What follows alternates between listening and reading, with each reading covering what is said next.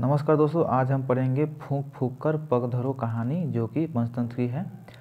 और ये पहला तंत्र की कहानी है मित्रभेद का। ठीक है, इसके पहले हम लोग पढ़ चुके हैं रंगा सियार, जिसमें हमारा चंडरवा का कहानी था।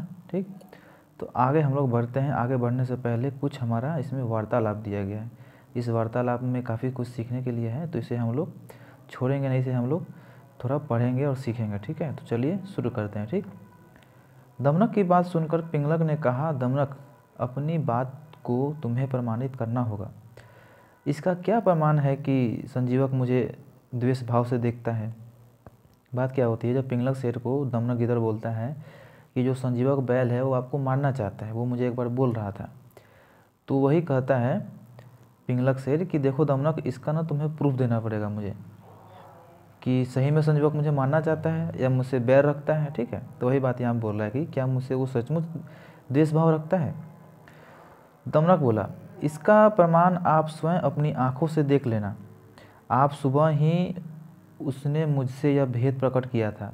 आज सुबह ही उसने मुझे बोला था कि मैं देखो कल वह आपका वध करेगा। ठीक है, आज सुबह ही हमको बोला है कि कल वो आपको जान से मार देगा। ठीक है, यदि आप उससे अपने दरबार में लड़ाई के लिए तैयार देखें कल, तो उसकी आंखें लाल हो, होठ फड़फड़ाते हो और एक ओर बैठकर आपको क्रूर वक दृष्टि से देख रहा हो। ठीक है, वक दृष्टि मतलब कि तिरछी नज़र से देख रहा हो, तब आपको मेरी बात पर स्वयं विश्वास हो जाएगा। ठीक है, तो कहता है कि यदि आप उसको देखें दरबार में, एक तरफ अकेले में बैठा हुआ और आपको तिरछी नज़र से देख रहा हो और आप उसकी आंखें लाल हो, उसका होठ फड़फड़ा रहा हो, ठीक है, तो आप समझ लेना कि हाँ, मैंने सही बोला था। ठीक, शेर पिंगलक को संजीवक बैल के विरुद्ध उस्काने के बाद दमनक संजीवक के पास गया। ठीक है, अब पिंगलक शेर को तो उसने क्या किया, उस्का दिया कि हाँ, आपको संजीवक बैल मारने वाला है। ठीक है,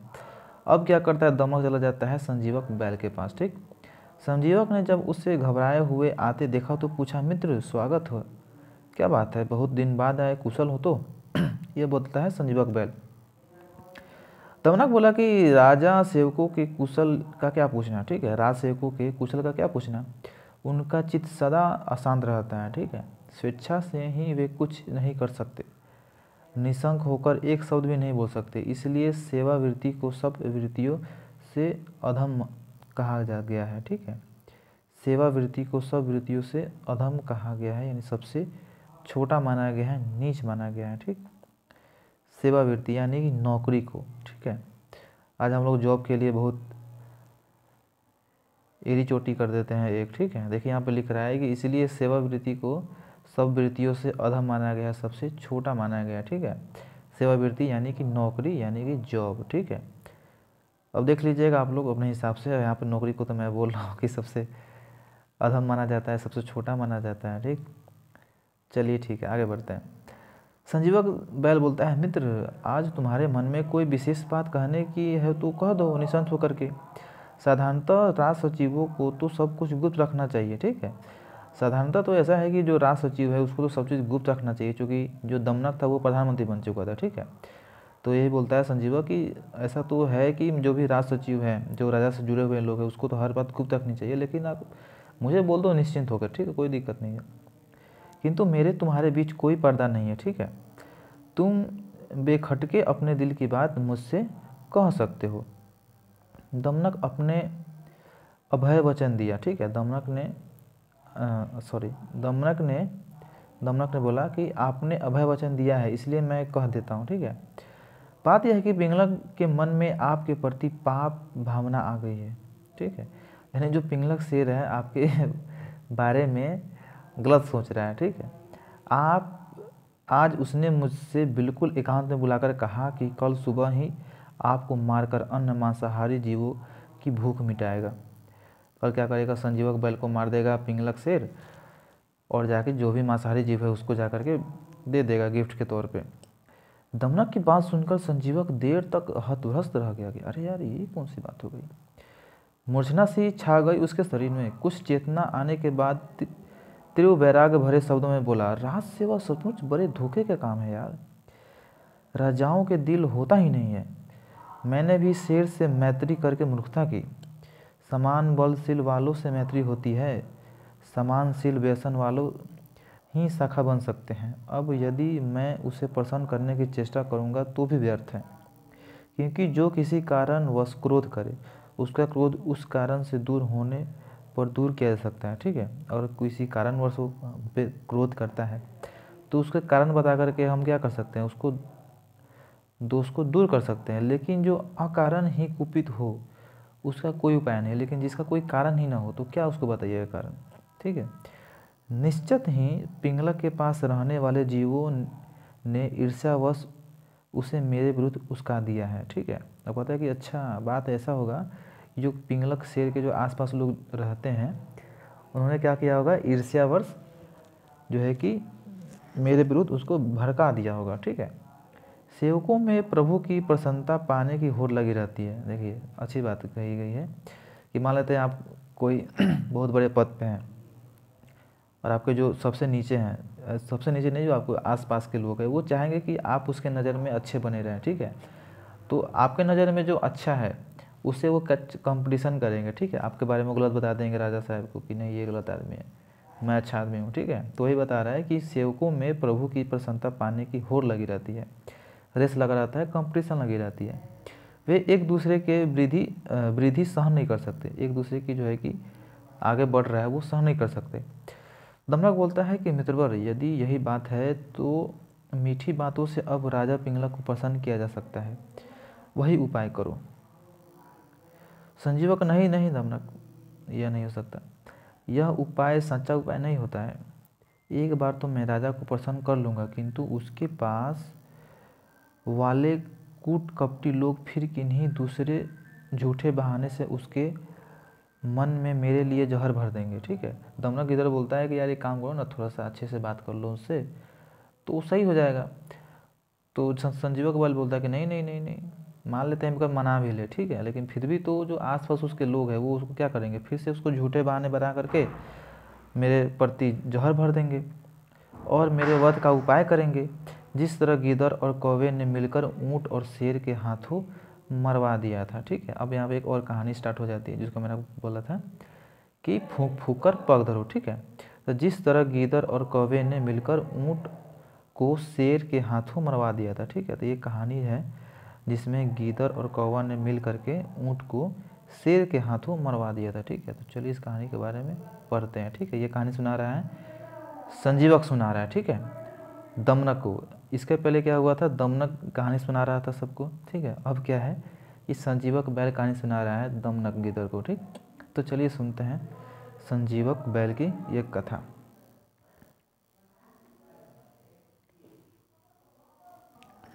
तो ये हमारा 8वां कहानी शुरू हो रहा है, फूंक फूंक कर पग धरो, ठीक है। सेवा धर्म बड़ा कठिन धर्म होता है, ठीक है। एक जंगल में मदोत्कट नाम का एक शेर रहता था, ठीक है।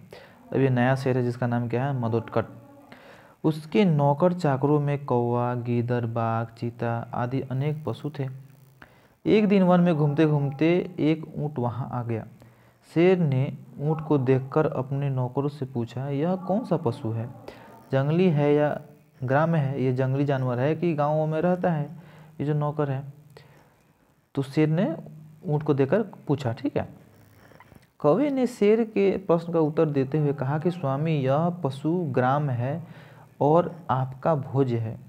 ये पशु क्या है, ग्रामीण इलाके से आया है, गांव से आया है और इसके आपके भोजन के लायक है। कौन सा पशु, ये ऊँट, ठीक है। ये बात कौन बोलता है, कौवा बोलता है। आप इसे खाकर भूख मिटा सकते हैं। शेर ने कहा, नहीं, यह हमारा अतिथि है, हमें घर आए को मारना उचित नहीं है। शत्रु भी अगर घर आए तो उसे नहीं मारना चाहिए। फिर यह तो हम पर विश्वास करके हमारे घर आया है, इसे मारना पाप है। इसे अभय दान देकर के मेरे पास लाओ, मैं इससे वन में आने का प्रयोजन पूछूंगा। मैं इसे पूछूंगा कि ये मेरे पास क्यों आया है, इस जंगल में क्यों आया है, ठीक है। शेर की आज्ञा सुनकर अन्य पशु ऊँट को, जिसका नाम कथनक था, शेर के दरबार में लेकर के आ गए। ऊँट के अपनी दुख भरी कहानी सुनाते हुए बतलाया कि वह अपने साथियों से बिछुड़ गया है और जंगल में अकेला आ गया है, ठीक है। ये ऊँट सुनाता है जिसका नाम कथनक था। शेर ने उसे धीरज बांधते हुए कहा कि अब तुम्हें प्राम में आकर भार ढोने की कोई आवश्यकता नहीं है। जंगल में रहकर हरी हरी घास से सन्नाद पेट भरो और स्वतंत्रतापूर्वक खेलो कूदो। ठीक है, अब कोई ज़रूरी नहीं है तुमको ज़्यादा मतलब कि भार ढोने के लिए, हम उसको ढूंढ लेंगे। ठीक है, देख लेंगे कि क्या करना है उसका। शेर का आश्वासन मिलने के बाद ऊँट उस जंगल के आनंद से रहने लगा। ठीक है, उस जंगल में आनंद से वह रहने लगा। कुछ दिन बाद उस वन में एक मतवाला हाथी आ गया। एक मतवाला हाथी आ गया। मतवाले हाथी से अपने अनुचर पशुओं की रक्षा करने के लिए शेर को हाथी से युद्ध करना पड़ा। ठीक है, हुआ क्या, जो मतवाले हाथी था, मतवाले हाथी से अपने अनुचर पशुओं की रक्षा करने के लिए शेर को हाथी से युद्ध करने लगा। यानी कि जो मतवाला हाथी था वो जो उसके आसपास जो पशु वगैरह थे छोटे मोटे, उससे उसको बचाने के लिए हाथी से उस शेर को क्या करना पड़ा, युद्ध करना पड़ा। ठीक है, युद्ध में जीत तो शेर की ही हुई, किंतु हाथी ने भी जब एक बार शेर को सूंड में लपेट कर घुमाया तो उसके अस्थि पिंजर हिल गया। ठीक है, यानी कि जब उसका सूर में पकड़ करके शेर को जब उसने फेंका तो क्या उसके अस्थि पंजर हिल गए। हाथी का एक दांत भी शेर की पीठ में घुस गया था। ठीक है, एक हाथी का जो दांत था वो भी जो है कि शेर के पीठ में घुस गया था। ठीक है, लेकिन शेर जीत गया, हाथी हार गया। ठीक है, लेकिन शेर भी थोड़ा सा घायल हो गया था। ठीक, इस युद्ध के बाद शेर बहुत घायल हो गया था और एक नए शिकार के योग नहीं रह गया था। ठीक, शिकार के अभाव में उसे बहुत दिन से भोजन नहीं मिल रहा था। शिकार वो कर नहीं पा रहा था तो उसे बहुत दिन से भोजन नहीं मिल रहा था। उसके अनुचर भी शेर के आविष्ट भोजन से ही पेट पालते थे, कई दिनों से भूखे थे। और उसके जो आसपास के जो लोग थे, अनुचर थे, वो भी क्या करते थे, जब शेर शिकार करता था तो जो भोजन मिलता था उससे वो लोग खा पी करके अपना जीवन यापन करते थे। और शेर ही जब नहीं कर रहा है शिकार तो फिर कैसे काम चलेगा। ठीक, एक दिन उन सब को बुलाकर शेर ने कहा कि मित्रों, मैं बहुत घायल हो गया हूँ, फिर भी यदि कोई शिकार तुम मेरे पास लेकर आओ तो मैं उसके खाकर तुम्हारा पेट भरने योग्य मांस अवश्य तुम्हें दे दूंगा। ठीक है, अगर तुम किसी को बुला करके ले आते हो, ठीक है, किसी पशु को अपने बहाने से बना करके, ठीक है, मेरे पास, तो मैं उसको क्या करूँगा, उस पर हमला कर दूंगा, उसको मार डालूंगा और मैं कुछ खा लूँगा खाना, प्लस तुम लोग को भी दे दूंगा क्योंकि तुम लोग भी भूखे हो यार। शेर की बात सुनकर चारों अनुचर ऐसे शिकार की खोज में लग गए किंतु कोई फल न मिला। ठीक है, तो चारों क्या, चलो यार बहुत अच्छी बात है, चलो एक शिकार खोजते हैं, लेकिन उसे कुछ हाथ नहीं लगा। तो कौवे और गीदड़ में मंत्रणा हुई। ठीक है, तो कौवा और गीदड़ ने क्या किया, आपस में बातचीत किया। गीदड़ बोला कि काकराज, अब इधर उधर भटकने से क्या लाभ, क्यों ना इस ऊँट कथनक को मार कर ही भूख मिटाए। ठीक है, क्या करते हैं, इस जो ऊँट है बेचारा, इसको ही साले करके मार करके ना भूख मिटाया जाए। कौवा बोला कि तुम्हारी बात तो ठीक है, किंतु स्वामी ने उसे अभय वचन दे दिया है। अभय वचन का मतलब ये होगा कि हम आपको कोई नुकसान नहीं पहुंचाएंगे, कोई क्षति नहीं पहुंचाएंगे, क्योंकि हम शेर हैं, हम क्षति पहुंचा सकते हैं, लेकिन हम आपको अपना मित्र मानते हैं, आपको कोई क्षति नहीं पहुंचाएंगे। ठीक है, इसको बोलते हैं अभय वचन। लेकिन किंतु स्वामी ने क्या कर दिया है, अभय वचन दे दिया। ये बोलता है कौवा किसको, गीदड़ को। गीदड़ बोला कि मैं एक ऐसा उपाय करूंगा जिससे स्वामी उसे मारने को तैयार हो जाएगा। ठीक है, आप यहीं रहें, मैं स्वयं जाकर स्वामी से निवेदन करता हूँ। ठीक है, कहता है कौवा तुम इधर रहो, मैं जाकर के बोलता हूँ उसको, मैं ऐसा उपाय करता हूँ। ठीक है, गीदड़ ने तब शेर के पास जाकर कहा कि स्वामी, हमारा सारा जंगल छान मारा किंतु कोई भी पशु हाथ नहीं आया। हमने सारा जंगल घूम लिया लेकिन कोई पशु हाथ नहीं आया। अब तो हम सभी इतने भूखे प्यासे हो गए हैं कि एक कदम आगे नहीं चला जाता है। ठीक है, आपकी दशा भी ऐसी ही है, आगे दे तो मैं कथना को ही मार डालकर उसे भूख शांत की जाए। ये काम करते हैं, कथना को ही मार डालते हैं। ठीक है, ये बात बताता है गीदड़ शेर को, मधुत्तक शेर को। ठीक है, गीदड़ की बात सुनकर शेर ने क्रोध से कहा, पापी, आगे कभी ऐसी बात मुख से मत निकालना, नहीं तो उसी क्षण तेरे प्राण ले लूँगा मैं। ठीक है, जानता नहीं कि मैं उसे अभय वचन दे दूँ, मैंने उसको वचन दिया है कि नहीं, मैं तुम्हें कुछ नहीं करूँगा, कोई नुकसान नहीं पहुँचाऊँगा। गीदड़ बोला, स्वामी, मैं आपको वचन भंग के लिए नहीं कह रहा हूँ, आप उसका स्वयं वध न कीजिए, किंतु यदि वही स्वयं आपकी सेवा में प्राणों की भेंट लेकर आए तब तो उसके वध में कोई दोष नहीं होगा ना। तो कहता है गिदड़ कि यार मैं आपको थोड़े बोल रहा हूँ कि आप उसका जो है कि उसको जान से मार दो कथनक को, जब वही क्या करे आपकी सेवा करने के चलते वो मर जाए बेचारा, तब तो आपको दोष भी नहीं लगेगा, ठीक है। यदि वह ऐसा नहीं करेगा तो हम में से सभी आपकी सेवा में अपने शरीर की भेंट लेकर आपकी भूख शांत करने के लिए आएंगे, ठीक है। कहते हैं कि मैं एक ऐसा उपाय करूंगा कि वो आपकी सेवा करते करते ही मर जाएगा, ठीक है। आपकी सेवा करने के लिए जब जाएगा तो मर जाएगा, ठीक है, तब तो कोई दिक्कत नहीं है। लेकिन अगर ऐसा नहीं हुआ तो हम लोग क्या करेंगे, हम लोग जितने 4 गोरा हैं अनुचर आएंगे, आपको कहेंगे चलो यार हमको ही खा लीजिए, ठीक है। ये बात बोलता है गिदड़। जो प्राण स्वामी के काम न आए उसका क्या उपयोग। स्वामी के नष्ट होने पर अनुचर स्वयं नष्ट हो जाते हैं, ठीक है। यानी कि स्वामी जब नष्ट हो जाते हैं तो उसका जो नीचे सेवक बढ़ते हैं वो भी नष्ट हो जाते हैं। स्वामी की रक्षा करना ही उनका धर्म है, ठीक है। ये बात कहता है गिदड़ कि जब आप ही नहीं रहिएगा तो फिर हम लोगों का क्या मतलब रहने का, ठीक है। मदोत्कट बोला कि यदि तुम्हारा यही विश्वास है तो मुझे इसमें कोई आपत्ति नहीं है। अगर तुम यही बोलते हो तो ठीक है, चलो कथनक को ही मार के ले आओ, देखते हैं।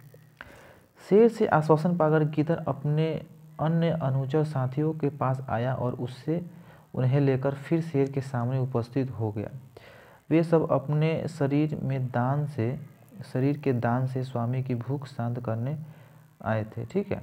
अपने शरीर का दान करने से वो अपने स्वामी के भूख शांत करने के लिए आ गए थे। गिदड़ उन्हें यह वचन देकर लाया था कि शेर से सब पशुओं को छोड़कर ऊंट को ही मारेगा, ठीक है। सबसे पहले कौवे ने शेर के सामने जाकर कहा कि स्वामी मुझे खाकर अपनी जान बचाइए जिससे मुझे स्वर्ग मिले, ठीक है। होता क्या है, गिदड़ कहता है कि सबको बुला के ले आता है, ठीक है, और सामने खाया कर देता है और सबको बोलता है कि देखो ना स्वामी आप लोगों को नहीं खाएंगे, ठीक है। स्वामी खाएंगे किसको खाएंगे, कथनक को खाएंगे, जो ऊँट है उसको खाएंगे, ठीक है। तुम लोग टेंशन मत लो, लेकिन तुम लोग जाकर बोलना है वहाँ पे, नाटक करना है कि स्वामी मुझे खा लीजिए, ठीक है। अब देखिए यहाँ पे नाटक स्टार्ट हो गया है। तो कौवा बोलता है शेर के सामने जाकर कि स्वामी मुझे खाकर अपनी जान बचाइए, ठीक है, जिससे मुझे स्वर्ग मिलेगा। स्वामी के लिए प्राण देना का मतलब है स्वर्ग जाना, ठीक है, वह अमर हो जाता है। गिदड़ ने कौवे को कहा, अरे कौवा तू इतना छोटा है कि तेरे खाने से स्वामी की भूख बिल्कुल शांत नहीं होगी। तेरे शरीर से मांस ही कितना है, थोड़ा सा होगा मांस। मैं आपका शरीर स्वामी को अर्पण करता हूँ, मैं अपना शरीर स्वामी को अर्पण करता हूँ। मेरे शरीर में बहुत सारा मांस है जिसे खाकर जो है कि हमारा स्वामी जीवित रहेगा। गिदड़ ने तब अपना शरीर भेंट किया तो बाघ ने उसे हटाते हुए कहा कि तू भी बहुत छोटा है यार, तेरे नख इतने बड़े और विषैले हैं कि जो खाएगा उसे जहर चढ़ जाएगा, इसलिए तू अभक्ष्य है, ठीक है, आपको खाया नहीं जा सकता है। मैं अपने को स्वामी को अर्पण करूंगा, मुझे खाकर वे अपनी भूख शांत कर ले। उसे देखकर कथनक ने सोचा कि वह भी अपने शरीर को अर्पण कर दे। जिन्होंने ऐसा किया था उनमें से किसी को भी शेर ने नहीं मारा था, इसलिए उसे भी मरने का कोई डर नहीं था, ठीक है। अब सब कोई बोल रहे हैं और सब कोई को गिदड़ छोड़ ही दे रहा है, तो चलो हम भी बोल देते हैं, क्या दिक्कत है। यही सोचकर कथनक ने भी आगे बढ़कर बाघ को एक ओर हटा दिया और कहा कि शेर साहब आप क्या कीजिए ना, आप हमको खा लीजिए। तब शेर का इशारा पाकर गीदड़, चीता, बाघ आदि पशु ऊंट पर टूट पड़े और उसका पेट फाड़ डाला।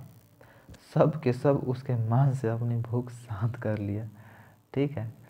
तो यही होता है कि उसको अपने भ्रम में ला करके बेचारा ऊंट को जान से मार दिया गया, ठीक है, अपनी भूख मिटाने के लिए। तो यहाँ पे हमारी कहानी की ख़त्म होती है। फूंक फूंक कर पग धरो, ठीक है। चलिए 1 मिनट में थोड़ा सा एक लाइन और बता देता हूँ आपको।